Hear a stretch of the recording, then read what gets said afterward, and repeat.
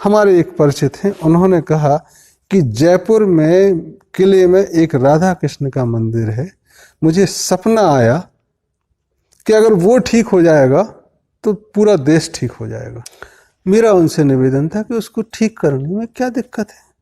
आप जिस स्थिति में 2-4 करोड़ रुपए खर्च कराना आपके लिए बहुत बड़ी रकम नहीं है। जीर्णोद्धार कराओ, लंगर करा दो।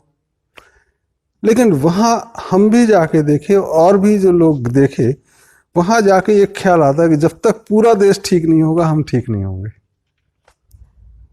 दोनों जुड़े हुए हैं। धार्मिक स्थलों की स्थिति ठीक होगी तब उनमें जाने वाले प्रेरित होंगे अपने को ठीक करने के लिए, और वो फिर ठीक होके जाएंगे और फिर उसको ठीक करेंगे। तो जो अनुभव आएगा उसका अभिव्यक्ति होगी, अभिव्यक्ति से फीडबैक आएगा, फिर से चीजें ठीक होंगी।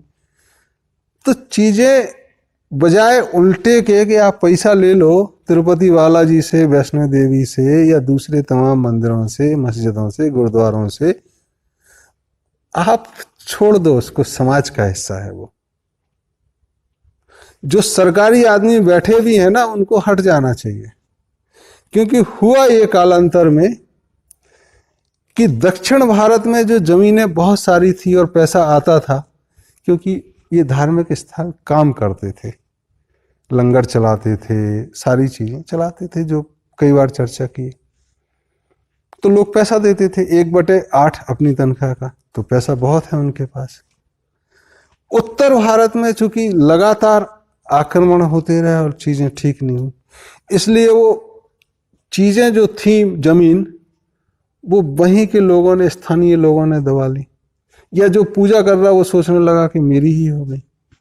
जैसे एक जगह 365 एकड़ जमीन थी मंदिर के पास, अब मंदिर के पास 1 एकड़ भी नहीं है, जितने में मंदिर खड़ा है वही है।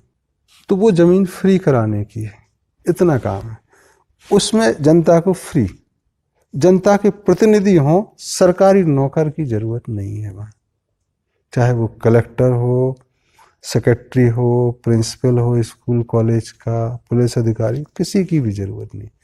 चुने हुए अधिकारी और एक नए नगर प्रबंधन की कमेटी बने जिसमें बुजुर्ग लोग हों। कल के दिन अगर वानप्रस्थ संन्यास आश्रम मंदिर में जाते हैं तो वो पर्याप्त रूप से चला सकते हैं।